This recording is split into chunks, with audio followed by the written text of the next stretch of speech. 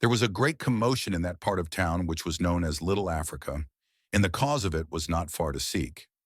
Contrary to the usual thing, this cause was not an excursion down the river, nor a revival, baptizing, nor an Emancipation Day celebration. None of these was it that had aroused the denizens of Little Africa and kept them talking across the street from window to window, from door to door, through alley gates, over backyard fences, where they stood loudmouthed and arms akimbo among laden clotheslines.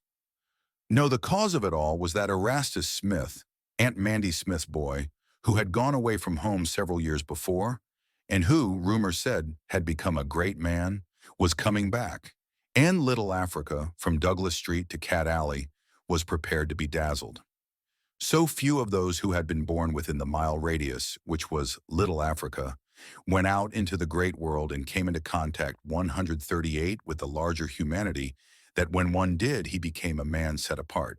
And when besides he went into a great city and worked for a lawyer whose name was known the country over, the place of his birth had all the more reason to feel proud of her son. So there was much talk across the dirty little streets, and Aunt Mandy's small house found itself all of a sudden a very popular resort. The old women held Erastus up as an example to their sons.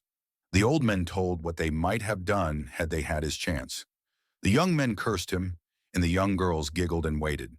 It was about an hour before the time of the arrival of Erastus, and the neighbors had thinned out one by one with a delicacy rather surprising in them, in order that the old lady might be alone with her boy for the first few minutes. Only one remained to help put the finishing touches to the two little rooms, which Mrs. Smith called home, and to the preparations for the great dinner. The old woman wiped her eyes as she said to her companion, "It do seem a special blessin', Lizy, dat I been spayed to see dat chiley once mo in de flesh. He surely was mighty nigh to my heat, and when he went away, I thought it 'ud kill me, but I can see now dat hit us all for de bis. Think of Rastus comin' home, her big man. Who'd ever spect dat? Law, Miss Smith, you surely has got reason to be mighty thankful. Des look how many young men dere is in dis town what ain't never been no count to they pants nor anybody else." "Well, it's unexpected, Lizy, and hit suspected. Rastus Alice was a wonderful chill, and the way he took to work and study can have promised something from the commencement, and I allowed mebbe he done out a preacher." "Tush, you can thank your stars he didn't turn out no preacher. Preachers ain't no better than anybody else these days. They just go round telling they lies and eating de widers and orphans out of house and home. Well, mebbe hit's beast he didn't turn out dat way, but from the way 139 he used to stand on the che, and zort when he was a little boy, I thought hit was des what he turn out. O, see, being in a law office is des is providin', but somehow hit to seem a whirly. Didn't I tell you the preachers is as worldly as anybody else? Yes, yes, that's right, but then Rastus, he had the education, for he had gone through the third reader." Just then the gate creaked, and a little brown-faced girl with large, mild eyes pushed open the door and came shyly in. "Here's some flowers, Miss Smith," she said. "I thought maybe you might like to decorate Rastus's room," and she wiped the confusion from her face with her apron. "La, chill, thanky. Dese is mighty putty posies." These were the laurels which Sally Martin had brought to lay at the feet of her homecoming hero. No one in Cat Alley but that queer, quiet little girl would have thought of decorating anybody's room with flowers, but she had peculiar notions. In the old days when they were children, and before Erastus had gone away to become great, they had gone up and down together along the byways of their locality and had loved as children love. Later, when Erastus began keeping company, it was upon Sally that he bestowed his affections.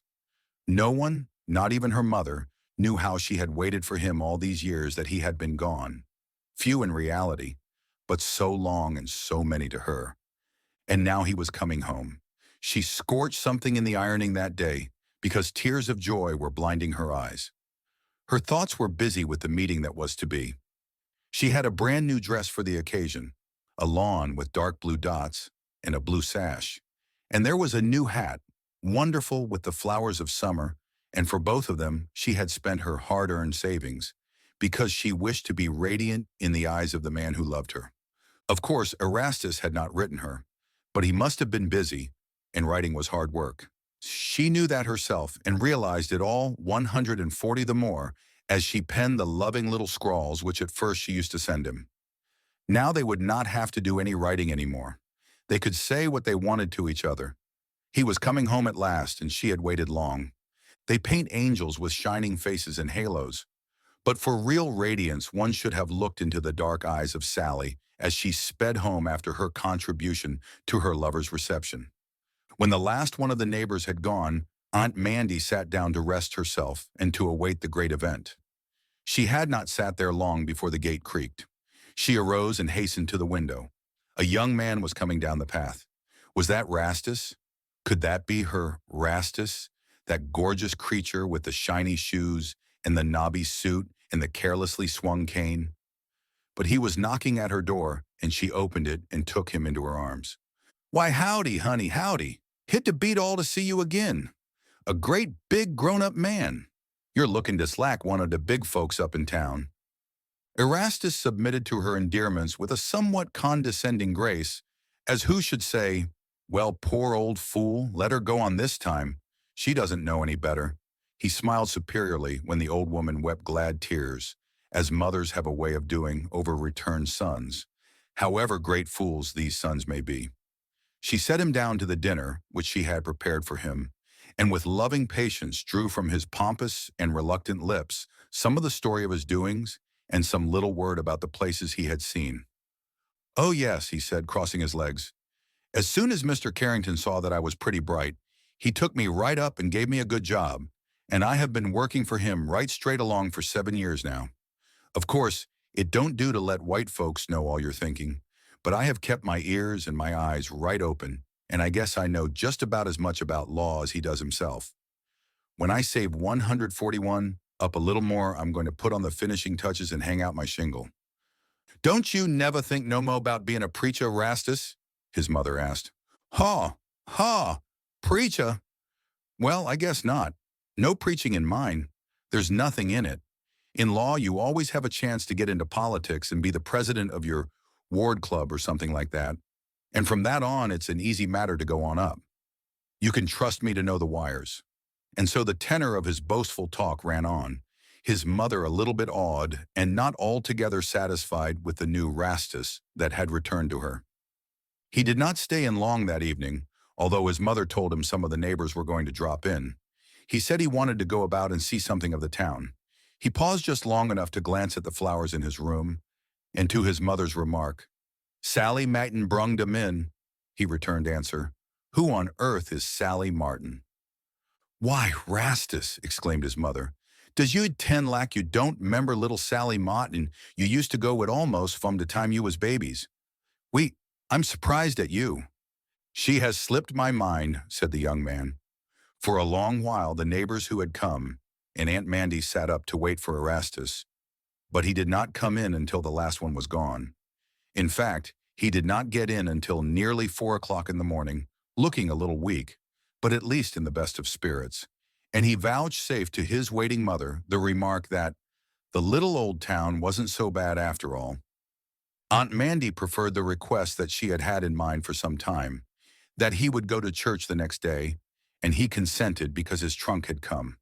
It was a glorious Sunday morning, and the old lady was very proud 142 in her stiff gingham dress as she saw her son come into the room arrayed in his long coat, shiny hat, and shinier shoes. Well, if it was true that he was changed, he was still her Rastus, and a great comfort to her.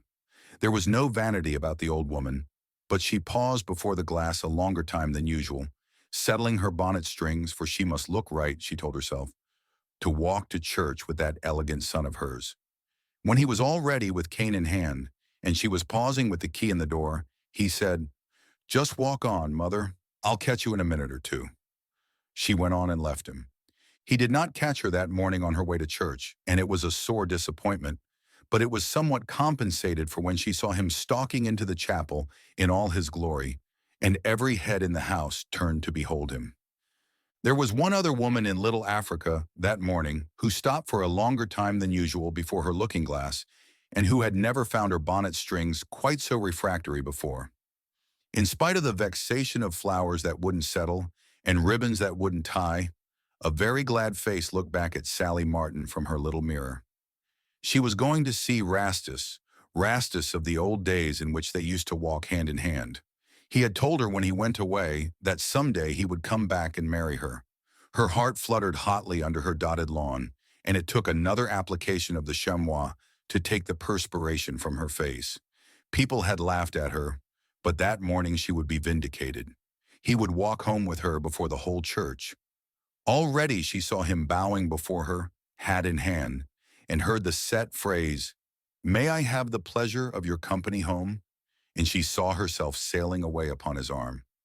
She was very happy as she sat in church that morning, as happy as Mrs. Smith herself, and as proud when she saw the object of her affections swinging up the aisle to the collection table. And from the ring she knew that it could not be less than $50 that he put in. There was a special note of praise in her voice as she joined in singing the doxology that morning, and her heart kept quivering and fluttering like a frightened bird as the people gathered in groups, chattering and shaking hands, and he drew nearer to her. Now they were almost together. In a moment their eyes would meet. Her breath came quickly. He had looked at her. Surely he must have seen her. His mother was just behind him, and he did not speak. Maybe she had changed. Maybe he had forgotten her. An unaccustomed boldness took possession of her, and she determined that she would not be overlooked. She pressed forward. She saw his mother take his arm and heard her whisper, "There's Sally Martin this time," and she knew that he looked at her. He bowed as if to a stranger and was past her the next minute. When she saw him again, he was swinging out of the door between two admiring lines of churchgoers who separated on the pavement. There was a brazen yellow girl on his arm. She felt weak and sick as she hid behind the crowd as well as she could, and for that morning she thanked God that she was small. Aunt Mandy trudged home alone, and when the street was cleared and the sexton was about to lock up, the girl slipped out of the church and down to her own little house. In the friendly shelter of her room, she took off her gay attire and laid it away, and then sat down at the window and looked dully out. For her, the light of day had gone out,